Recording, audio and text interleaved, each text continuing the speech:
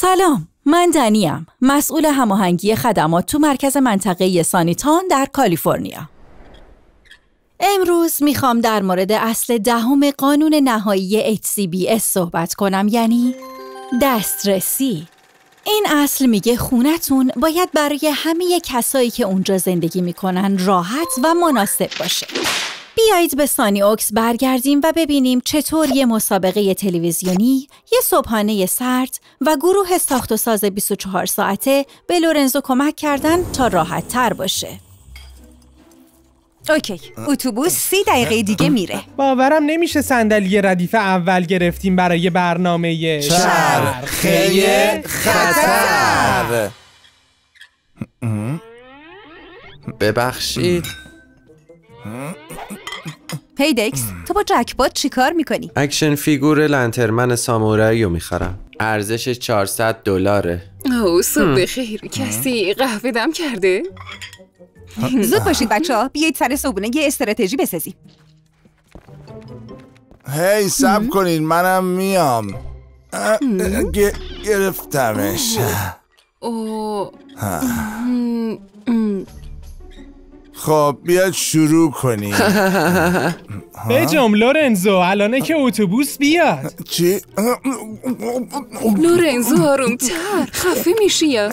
وقت نیست، باید برم. راستش فهمیدم که یکم سختت بود برای خودت صبحانه درست کنی.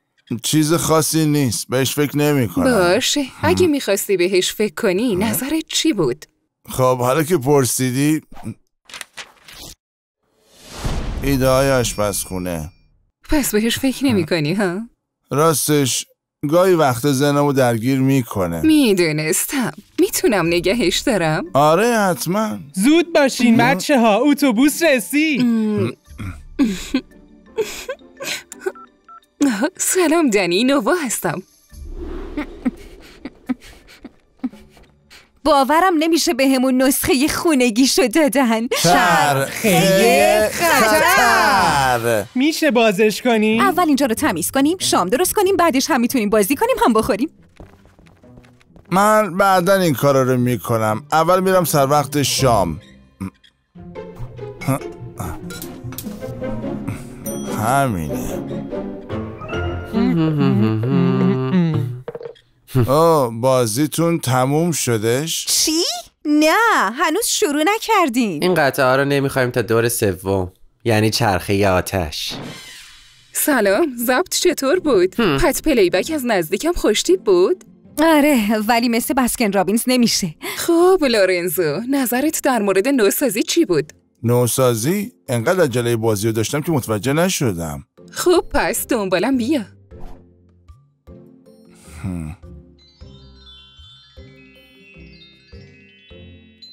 بعد رفتنت به مرکز منطقه‌ای زنگ زدم. دنی به کانتریوکس معرفیم کرد. اونا تازه آشپزخونه‌شون رو بازسازی کرده بودن و وسایل اضافی داشتن. پس به پیمانکارشون زنگ زدم، اونم امروز اومد. تو این کارا رو برای من کردی؟ ممنون نووا. خواهش میکنم. خب بریم پیش بقیه واسه بازی امشب. تو برو، منم الان میام.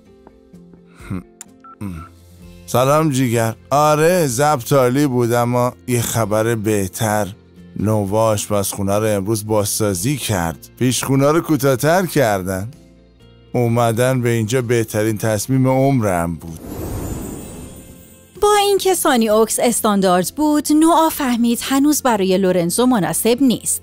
پس تصمیمش رو گرفت و با یه ایده خوب به من زنگ زد. دسترسی مناسب هیچ وقت اختیاری نیست، لازمه. این کار یه روزه انجام شد، چون خب این یه کارتونه، اما تو دنیای واقعی مددکاراتون موظفن خاطر جمع بشن که خونتون مناسبه. وقتی به چالش میخوریم، همکاری بین شما و مددکاراتون و مرکز منطقه‌ای باعث ایجاد تغییر مثبت میشه. اونجا خونتونه و باید مناسب باشه. یادتون باشه تیم برنامه‌ریزی شما تلاش میکنه تا هر کاری که میکنه شخص محور باشه و البته اون شخص شمایین.